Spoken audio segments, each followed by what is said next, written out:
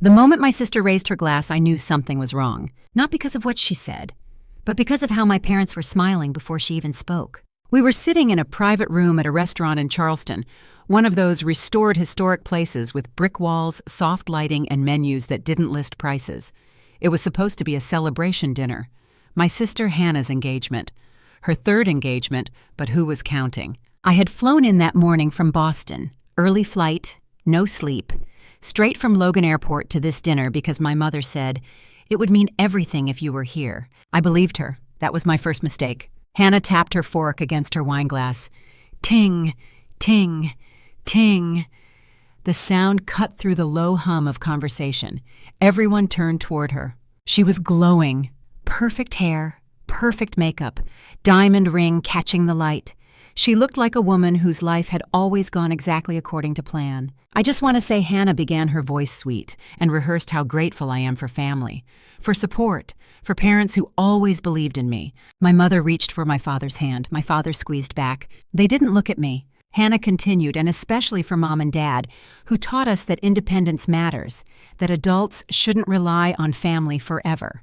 There it was. The fork froze halfway to my mouth. I felt the blood drain from my face so fast it made me dizzy. Around the table, cousins nodded. An aunt murmured, "So true." Someone clapped softly. My mother finally turned toward me. Her smile was tight. "Isn't that right, Claire?" she said. "You've always struggled with that." The room went quiet. Not dead silent. Worse. That polite, uncomfortable hush people get when they're watching something they don't want to stop. I was 32 years old. I lived alone. I owned my condo. I had a senior position at a compliance firm that audited regional banks. I paid my own bills. I hadn't lived with my parents since I was 19, but in my family, reality had never mattered. "I'm not sure what you mean," I said carefully. My father cleared his throat. "Claire, don't be defensive." Defensive. I looked down at the table, at the linen napkin folded neatly in my lap, at the filet mignon I had ordered because my mother said it's a special occasion. I paid for this dinner, not just my plate, all of it. The private room, the wine pairing, the cake that hadn't even been brought out yet. I paid because 3 weeks earlier my mother had called me crying about unexpected expenses. Just until next month, she'd said. Next month never came. Hannah smiled sympathetically like she was talking to a child. "You're always so sensitive," she said. "We're just saying maybe it's time you stopped leaning on Mom and Dad emotionally. You know, needing their approval, their validation." My chest tightened. Emotionally. That's what they were calling it now. I looked at my parents, at my father's familiar avoidance, at my mother's expression already irritated that this wasn't going smoothly. "You rely on this family more than you realize," my mother said. "It's not healthy." Something inside me went very still. For years I had been the one they called when bills were due, when paperwork was confusing, when tax letters arrived, when Hannah needed help getting back on her feet, when Dad's small construction company started bleeding cash. I handled it all. Quietly, efficiently, no drama. And now sitting in a room I paid for eating food, I paid for surrounded by people whose financial messes I had cleaned up more times than I could count, I was being told I was the burden. I set my fork down. "When did this start?" I asked. My voice didn't shake. That surprised me. My mother sighed, a long theatrical sigh. "Oh, Claire, we've talked about this." "No, we hadn't." Hannah leaned back in her chair. "We just think you need to focus on your own life. Stop inserting yourself into ours." I almost laughed. Inserting myself. I pictured the spreadsheets on my laptop, the recurring transfers, the passwords I had memorized because no one else could be bothered. But I didn't say any of that. Not yet. Instead, I nodded slowly. "So let me understand. You think I rely on you?" "Yes," my mother said immediately, too quickly. My father nodded. "We worry about you." That was the lie. I felt it settle over the table like dust. I looked around. No one met my eyes. Not my aunt, not my cousins, not even Hannah's fiancé, who stared very intently at his water glass. They all believed it, or at least they were willing to pretend they did. That was when I realized something important. This wasn't a misunderstanding. It was a decision, and it had been made long before tonight. The drive back to my hotel felt unreal. Charleston at night is beautiful. Soft lights, old buildings, carriages clopping along the streets. It should have felt romantic. Instead, I felt hollow. My phone buzzed as soon as I closed the car door. "Mom." I didn't answer. Then Hannah. Then my father. I turned the phone face down and stared through the windshield. They weren't calling to apologize. I knew that. They were calling to reassert control, to smooth things over without actually taking anything back. That had always been the pattern. I checked into my hotel and went straight to the bathroom. I turned on the light and studied my reflection. I looked calm, too calm. My mouth was set in a line I didn't recognize. "You're not crazy," I said out loud. The words echoed softly. I had spent years questioning my own perception, wondering if I really was too much, too intense, too involved. But tonight something had snapped into focus. They didn't want my presence. They wanted my function. I sat on the edge of the bed and opened my laptop. I didn't do this out of anger. That was the strange part. I wasn't shaking. I wasn't crying. I was focused. I opened a folder labeled Family Admin. Inside were subfolders, Parents Hannah Business Trust. I started with my parents. Utilities, electric, water, gas, all in my name, auto pay from my account, property taxes paid quarterly, scheduled, insurance premiums, home and auto. I clicked through each account slowly, methodically. Transfer billing responsibility, cancel auto pay, effective immediately. I wasn't cutting anything off overnight. I wasn't cruel, but I was stepping back completely. Independence after all. Next, Hannah. She had always needed help, first with rent, then with credit cards, then with her boutique business that lasted 8 months and left $20,000 in debt. I had absorbed it quietly. Her car insurance was on my plan, her phone bill too. I removed her, one click at a time. My phone buzzed again, a text from Hannah. "You embarrassed Mom. This was supposed to be my night." I didn't reply. Instead, I opened the final folder. Trust. 5 years earlier, my grandfather had died, quietly, without much fuss. He had left behind a modest estate and a family trust intended to support my parents in retirement. They never understood it, didn't want to. Paperwork made them nervous, so I managed it, legally, formally as a co-trustee. At least that's what they thought. I opened the trust document, scrolled. There it was, a clause added by the attorney at my insistence. If the primary beneficiaries engage in financial misrepresentation or attempt to remove administrative authority without cause, control transfers fully to the managing trustee. Me. I hadn't thought about it in years. I hadn't needed to. Until tonight. My phone rang again. Dad this time. I let it go to voicemail. Claire. His tired voice said, "Your mother is very upset. We didn't mean for things to get heated. You know how she is. Call us back. Let's talk this through." Talk this through. That was code for return to your place. I closed the laptop. For the first time, I didn't feel afraid of what would happen if I stopped fixing things. I felt curious. The fallout came faster than I expected. 2 days later, I was back in Boston, sitting at my desk when my phone lit up with an unfamiliar number. "This is Martin Lewis," a man said when I answered. "I represent your parents." I leaned back in my chair. "Already? What can I do for you?" I asked. "There appears to be some confusion regarding certain accounts and payments," he said. "My clients are concerned about utilities and insurance coverage." "Concerned? I'm no longer managing those," I said. "They asked me to stop relying on them. I'm respecting that." There was a pause. "Well," he said slowly, "they believe you're acting out of spite." "No," I said, "I'm acting out of alignment." Another pause. "Then they are also requesting that you step down from your role involving the family trust." There it was. I smiled. "I'd be happy to discuss that," I said. "After you read Section 12, subsection 4. Silence. "I suggest you do that before calling me again," I added. "Goodbye." I hung up and immediately called my attorney, Linda. She had handled my compliance work for years and knew my family situation better than anyone. "They finally did it, didn't they?" she said after I explained. "Yes," I said. "They think I'm bluffing." "You're not," she replied. "And they just handed you leverage." That evening, my mother showed up at my condo unannounced. I watched her through the peephole. Perfect coat, perfect hair, tight smile. I opened the door. "This has gone far enough," she said immediately. "You're punishing us." "No," I said calmly. "I'm stepping back." She scoffed. "You're being dramatic." I looked at her, really looked. For the first time, I saw fear behind her anger. "Mom," I said softly, "you told me to stop relying on you. I did." She opened her mouth to argue, then stopped, because there was nothing left to say. I closed the door gently. Behind it, she stood frozen. And for the first time in my life, I didn't rush to fix what broke. I let it break. The first real crack appeared on a Tuesday morning. I was halfway through my second cup of coffee when my phone buzzed with a notification from my bank. Not a call, not a message, a system alert. Unauthorized inquiry detected. Someone had tried to access the trust account. I didn't panic. Panics is what you do when you don't understand the system. I help design systems for a living. I knew exactly what this meant. My parents had gone to a lawyer. A different one this time. Someone who told them what they wanted to hear. I logged into the trust portal. Everything was intact. No transfers, no changes. Just a record of a failed attempt to initiate a trustee override. I smiled, but it wasn't a happy smile. They were escalating. I forwarded the alert to Linda with one line: they made a move. She called me within minutes. They're shopping for leverage, she said. That means fear. What happens next, I asked. They try to paint you as unstable, she replied. Or uncooperative. Or abusive with control. I leaned back in my chair. That tracked. For years my role had been invisible. Now that I had stepped back, they needed a new story. One where they were victims.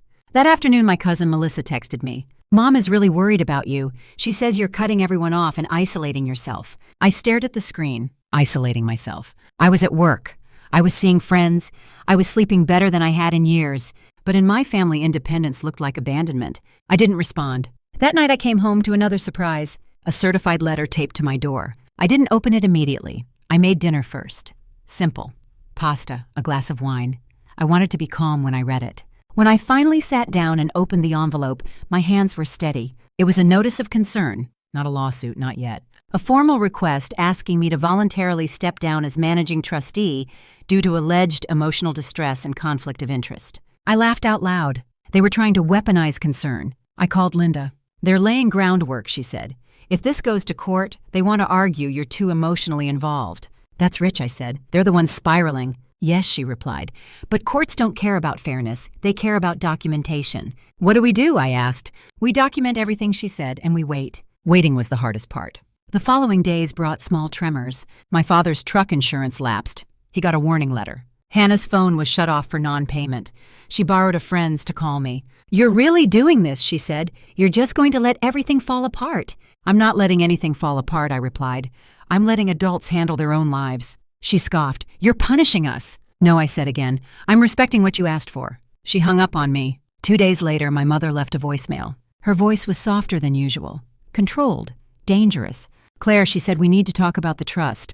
This has gone too far. I deleted it. That night, Linda sent me a file. Subject: new filing. My parents' lawyer had submitted a petition to review trustee conduct. Not remove me. Review me. They wanted a judge to look at my actions. They thought that scrutiny would scare me. Instead, it did the opposite. I read the filing carefully, line by line. They accused me of emotional manipulation, of overstepping, of inserting myself into family matters unnecessarily. I forwarded it back to Linda with one sentence. They're admitting dependency. She replied almost immediately. Exactly, and that's your leverage. I went to bed that night feeling something unfamiliar. Anticipation.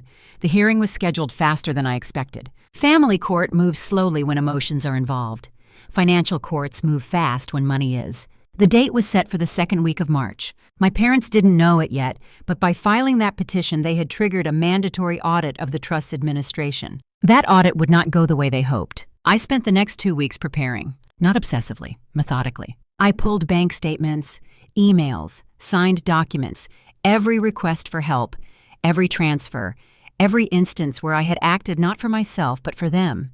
I didn't frame it as sacrifice. I framed it as responsibility. Linda reviewed everything. They're going to walk in expecting a sob story to work, she said, and they're going to meet a paper trail instead. Hannah called me the night before the hearing. Her voice was shaky. Mom says you're trying to ruin the family, she said. I didn't answer right away. Do you believe that? I asked. There was a pause. I don't know, she admitted.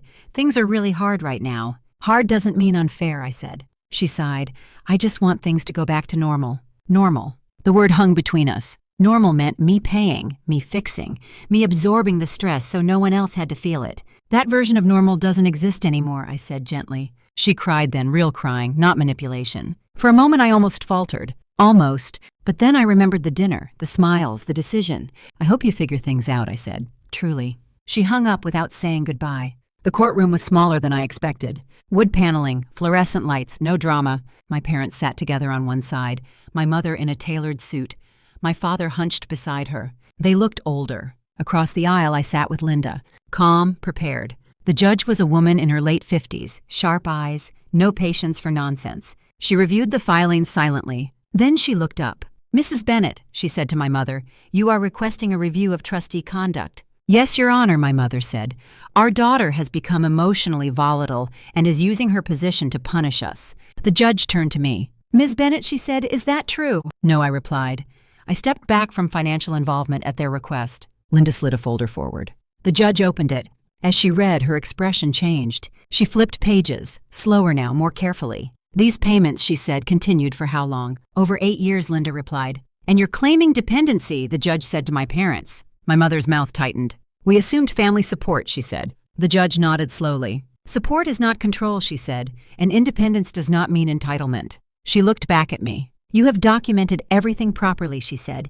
You have acted within your authority. She turned back to my parents. This petition is dismissed, she said, and I am ordering a full audit to ensure transparency going forward. My mother went pale. Audit. That word landed like a bomb. As we stood to leave, my father finally looked at me. Really looked. For the first time, I didn't see disappointment. I saw realization. And behind it, something like regret. This wasn't over. But the balance had shifted. And they knew it. The audit changed everything even before the results came back. For the first time in my life, my parents stopped calling me. Not to argue, not to guilt me, not to talk things through. They went silent. That silence wasn't peace, it was strategy. I knew my mother too well to mistake quiet for surrender. Marlene Bennett never retreated without planning her next move. She was the kind of woman who believed control was love and obedience was gratitude. 3 days after the hearing, the first rumor reached me. It came through an old family friend, Carol, who had known my parents since before I was born. I probably shouldn't say this, Carol said on the phone, lowering her voice even though she was alone. But your mother is telling people you're having some kind of breakdown. I closed my eyes. There it was. She says you're obsessed with money, Carol continued, that you've always been unstable, but now it's gotten worse. She's worried you'll do something drastic. I thanked Carol and hung up. Linda wasn't surprised. Classic, she said when I told her. They're laying emotional groundwork.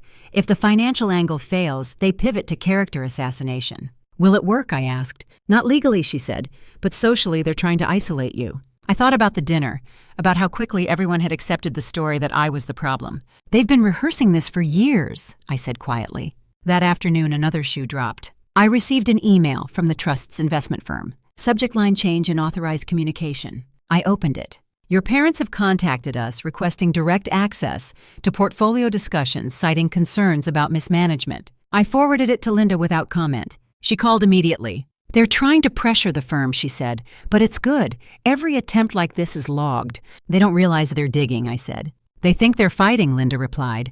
Digging and fighting look the same from the inside. That evening, Hannah showed up at my condo. No warning, no call. I opened the door and saw her standing there, eyes red, mascara-smudged arms crossed tightly, like she was holding herself together by force. They're talking about selling the lake house, she said without preamble. I felt a small, sharp click inside my chest. The lake house. A modest property my grandparents had bought decades ago. It wasn't worth millions, but it was sentimental. Summers, birthdays, the only place my family ever pretended to be close. They can't sell it, I said slowly. They think they can. Hannah snapped. They say it's theirs, that they need liquidity. Liquidity, a word my parents only used when they were scared. They asked me to talk to you, she added. They think you'll listen to me. I stepped aside and let her in. She sat on the couch, burying her face in her hands. I didn't know how much you were doing, she said quietly. Not really. I said nothing. They're panicking, she continued. Bills, the audit, the lawyer says things look bad. And now they want to sell the one asset they think they control, I said. She nodded. I walked to my desk and pulled out a folder. The lake house deed was inside. 5 years ago, when my grandfather's health declined, I had helped restructure several assets to cover medical costs. The lake house had been folded into the trust temporarily to avoid probate complications. Temporarily. There was a clause, a small one, easy to miss. Sale of the property required unanimous trustee approval. There was only one managing trustee, me. They can't sell it, I said again, not without my signature. Hannah looked up sharply. What? They don't own it outright, I said. They never did. Her face crumpled. You didn't tell us? You never asked, I replied. She stood abruptly. They're going to lose their minds. They already are, I said. She walked to the door, then stopped. They really believe you're doing this to hurt them, she said. I met her eyes. No, I said, I'm doing this to stop being hurt. When she left, I locked the door and leaned against it, heart pounding. This wasn't just about money anymore. They were going to push. And when they did, something was going to break. The letter arrived on a Friday. Not from a lawyer this time. From my mother. Handwritten. That alone made my stomach tighten. Marlene Bennett never wrote letters unless she wanted something emotional to land harder than any legal document. I didn't open it right away. I made tea, I sat at the table, I breathed. Then I unfolded the paper. Claire, I don't recognize you anymore. That was the first line. I almost laughed. You've become cold. Calculating. You used to care about this family. Now you hide behind lawyers and paperwork like that makes you better than us. I folded the letter in half, then opened it again. We sacrificed everything for you and Hannah. Everything. And this is how you repay us. By humiliating us. By turning our own granddaughter against us. By threatening our future. Threatening. I read on. If you don't resign as trustee immediately and restore what you've taken, your father and I will have no choice but to protect ourselves. I never wanted it to come to this. I reached the bottom of the page. You leave us no option. I stared at the words for a long time. She thought this was leverage. She thought emotional blackmail still worked. I scanned the letter and sent it to Linda. Her reply came back fast. They just escalated. That same afternoon, I received a formal notice. My parents had filed a separate petition, not against the trust, against me. They were alleging elder abuse, financial exploitation, coercion. I sat very still as Linda explained it over the phone. They're accusing you of isolating them and controlling their resources, she said. It's serious, but it's also reckless. Because it's false, I said. Because it's documented, she corrected. Every payment, every request, every signature. This kind of claim triggers an investigation. Into me, I asked. And into them, she said. I closed my eyes. This was the nuclear option. My mother had crossed a line she couldn't uncross. You warned me this might happen, I said. I did, Linda replied, but they didn't realize what it would cost. 2 days later, an investigator called. Professional, neutral, calm. She asked questions, I answered them. Then she asked to speak with my parents. That meeting did not go well. By the following week, the audit results came back. Linda asked me to come to her office. When I arrived, she slid the report across the desk. My parents had withdrawn funds improperly, small amounts, over time, just enough to supplement their lifestyle without triggering alarms.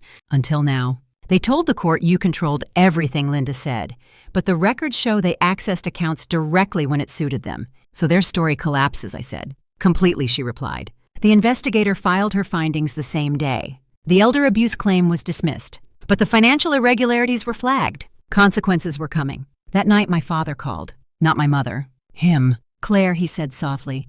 Your mother didn't mean for this to go so far. I closed my eyes. She did, I said. You just didn't think she would lose. There was silence on the line. We're scared, he admitted. I was scared for years, I said. You didn't care. Another pause. What happens now, he asked. I thought about the lake house, the trust, the lies. You live with the truth, I said, just like I had to. I hung up. For the first time since this began, I felt something shift again. Not just power, finality. They had tried everything, and it had all failed. The will surfaced on a Wednesday morning quietly, the way real detonations always do. I was reviewing a client file at work when Linda emailed me with the subject line, "We need to talk today." Not urgent punctuation, not panic, just certainty. When I arrived at her office that afternoon, she didn't offer coffee.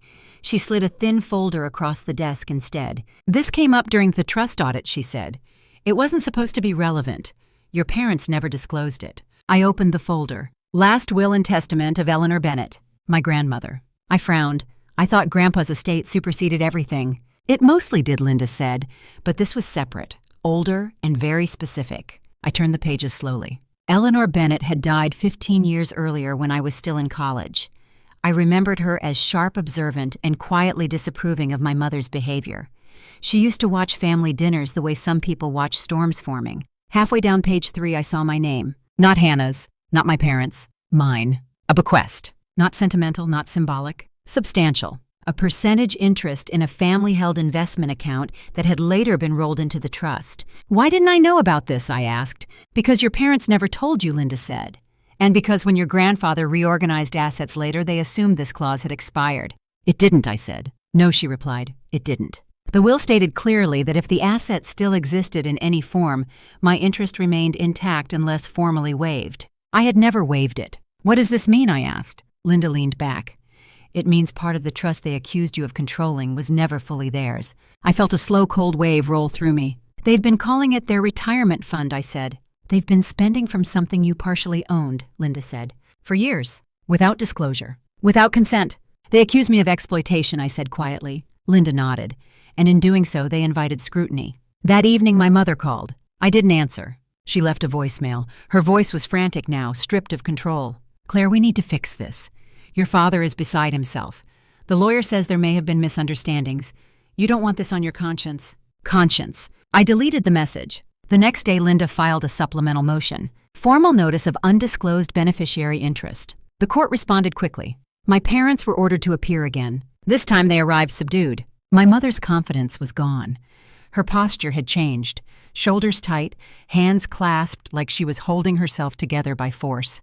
The judge read silently for a long time. Then she looked up. Mrs. Bennett, she said, why was this will not disclosed? My mother swallowed.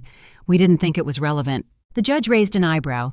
A beneficiary interest is always relevant. She turned to my father. Mr. Bennett? He stared at the table. The judge sighed. This court does not look kindly on omissions. She ordered a full accounting of every distribution made from the trust over the last decade. Every check, every transfer, every expense. I didn't look at my parents. I didn't need to. I could feel the room shifting. They had built their authority on silence, and silence had finally turned on them. Chapter 9. The accounting took weeks. Weeks where my phone stayed quiet. Weeks where my parents stopped being angry and started being careful. That change told me everything. Hannah called once. They're selling furniture, she said. Mom's furious. Dad just looks tired. I felt something then. Not satisfaction, not joy. Release. The final report landed on the judge's desk in early April. It was thorough, brutal, unforgiving. Funds withdrawn for non-essential expenses. Trips labeled as medical travel. Luxury purchases categorized as household maintenance. And threaded through it all my grandmother's money. My money. The judge didn't raise her voice when she spoke. That made it worse. This court finds that the managing trustee acted appropriately, she said, and that the primary beneficiaries failed to meet their fiduciary obligations. My mother flinched. The trust will remain under Miss Bennett's sole management, the judge continued. Additionally, restitution will be required for misused funds. Restitution. My father's shoulders sagged. My mother opened her mouth, then closed it. For once, she had nothing to say. Outside the courtroom, Hannah caught up to me. Was it worth it, she asked. I stopped and looked at her. I didn't do this to win, I said. I did it to stop losing. She nodded slowly. I don't know who Mom is without control, she said. Neither do I replied. But that's her work to do. My father emailed me later that night. Short, direct. Your mother is struggling. I am too. We didn't understand what we were doing. I'm sorry. I read it once. Then again, I didn't respond. Not because I was angry, because apologies without change are just noise. Weeks later, I stood in my kitchen, sunlight streaming through the windows, when my phone buzzed with a final update from Linda. Trust stabilized, no further action expected. I set the phone down and exhaled. For years, I had believed my role was to absorb chaos so others wouldn't have to feel it. I had mistaken endurance for love. What I learned instead was simple and devastating. Love doesn't require erasure. Family doesn't demand silence. And independence isn't abandonment. It's clarity. The quiet that followed the ruling felt unnatural at first. For most of my life, there had always been noise, calls, messages, emergencies disguised as conversations, requests dressed up as concern. Even conflict had been a kind of connection. When that disappeared, the silence felt almost too large to step into.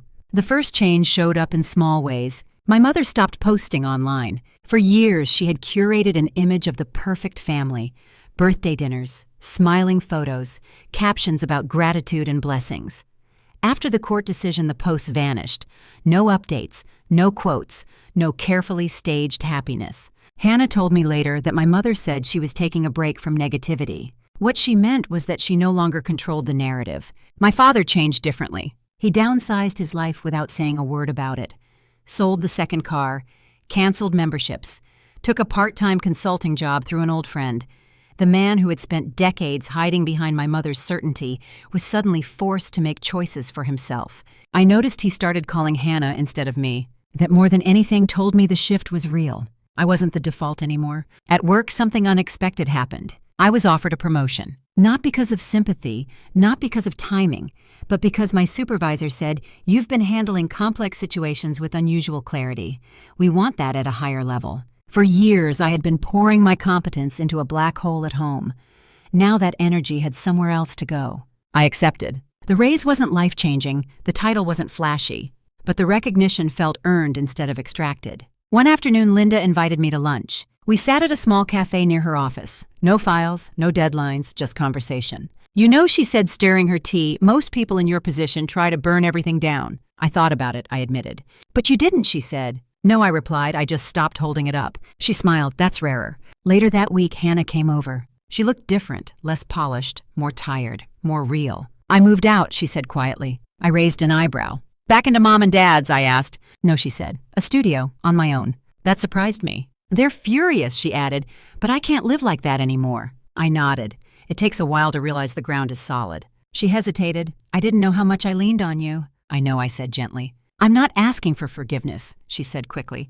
I just wanted you to know I see it now. That was enough. We sat in silence for a while, drinking coffee that neither of us finished. As she stood to leave, she paused at the door. They still talk about you, she said, like you betrayed them. I didn't betray them, I replied. I just stopped pretending. After she left, I stood in my living room and looked around. The space felt different now. Lighter. Not because the past was gone, but because it no longer dictated the present. That night I slept without dreaming. The invitation arrived in early June. Plain envelope, my mother's handwriting. I stared at it for a long time before opening it. Claire, your father and I would like to meet. Neutral place. No lawyers, just us. She didn't apologize. She didn't explain. She didn't demand. That alone told me how far things had fallen. I agreed. We met at a quiet cafe halfway between our homes. My mother arrived early. My father followed a few minutes later. They looked older than I remembered. Not just physically, structurally, like people who had been holding a pose for too long and finally relaxed into something less flattering but more honest. My mother spoke first. We didn't know how much we depended on you, she said. That was as close to accountability as she could get. You knew, I replied calmly. You just didn't want to say it out loud. She pressed her lips together. We thought if we acknowledged it, my father said softly, we'd lose authority. I met his eyes. You lost authority when you used it instead of trust. There was a long silence. People talked around us, cups clinked, life continued. What do you want now? My mother asked. The question was sharp, defensive. I considered it carefully. I want distance, I said. Not punishment, not revenge, space. My mother stiffened. And what does that look like? She asked. It looks like no financial involvement, I said. No decision-making. No expectations disguised as family. My father nodded slowly. And holidays, he asked. We'll see, I said. That depends on behavior, not history. My mother inhaled sharply, then exhaled. You've changed, she said. Yes, I replied, I had to. She studied me like she was seeing a stranger. Maybe she was. When we stood to leave, she reached out, then stopped herself. I hope you're happy, she said. I am, I replied. For the first time. As I walked away, I felt no triumph, no bitterness, just a steady sense of alignment. I had learned something that took decades to understand. Family is not who you save. It's who respects the cost of being saved. In the final chapter, everything comes together. I didn't realize how much of my life had been built around anticipation until there was nothing left to wait for. No next crisis, no next call, no next moment where I needed to step in before everything collapsed. At first, that absence felt strange, like reaching for a light switch in a room you've left behind. But slowly, day by day, it became something else. Freedom. The summer settled in quietly. Workdays flowed into evenings without interruption. I cooked meals I liked instead of meals that traveled well.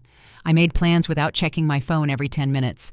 I stopped flinching when notifications buzzed. I didn't block my parents. I didn't need to. Distance did what boundaries never could when they were still tied to guilt. Once a month, my father sent short emails, updates, neutral facts, no requests, no expectations, just information. Your mother started therapy. Hannah is doing okay. We're managing. I read them. I didn't respond. Not because I was punishing him, because I no longer needed to reassure anyone that I was still available. One evening in late July, I sat on my balcony watching the sun slide down between buildings.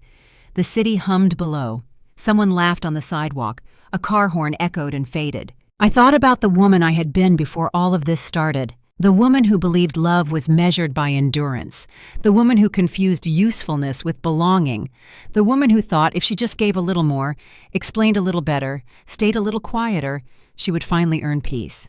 That woman was exhausted. I felt tenderness for her now, not shame. She had done the best she could with what she understood at the time. But she had learned something too late for comfort, and too early to ignore. You cannot heal in the same place you are being diminished. In August, Hannah sent me a message. Just one sentence. I'm starting over.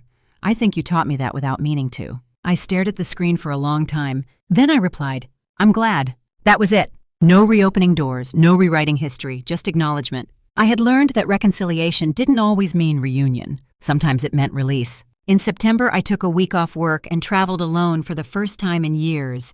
No family itinerary, no shared plans, just a rental car, a quiet coastal town, and mornings that belonged entirely to me. I walked the beach at sunrise. I sat with coffee and watched waves come in and recede without urgency. I read books cover to cover without interruption. One afternoon, sitting on the sand, I finally let myself ask the question I had avoided for decades. Who am I when no one needs me? The answer didn't arrive all at once. It came in fragments. I am calm, I am capable, I am allowed to rest. I am not responsible for other adults' choices. I am not required to set myself on fire to prove loyalty. I am not ungrateful for wanting more than survival. That night, I slept with the windows open, listening to the ocean breathe. When I returned home, my life didn't suddenly become perfect. There were still hard days, lonely evenings, moments where old reflexes twitched, urging me to step back into familiar roles. But the difference was this: I noticed them, and I chose differently. Near the end of the year, my mother sent a message. Short, carefully worded. I hope someday we can talk again.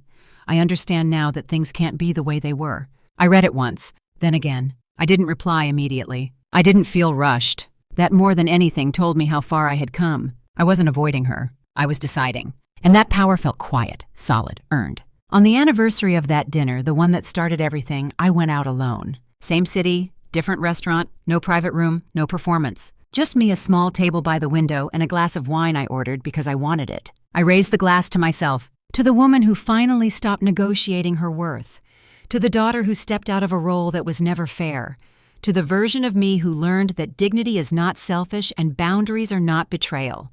I thought about how many people live their entire lives mistaking obligation for love. How many women especially are taught that being needed is the same as being valued. It isn't. Being valued feels different. It feels like choice. It feels like respect. It feels like silence that doesn't hurt. When the check came, I paid it without thinking. Not because I had to, because I could, and because it didn't cost me anything but money. As I walked home that night, the air cool against my skin, I realized something simple and profound. I didn't win. I didn't defeat anyone. I didn't take revenge. I reclaimed myself. And that was enough. If this story resonated with you, if you've ever been the one who carried everyone else while being told you were too much, you're not alone. Share your thoughts in the comments.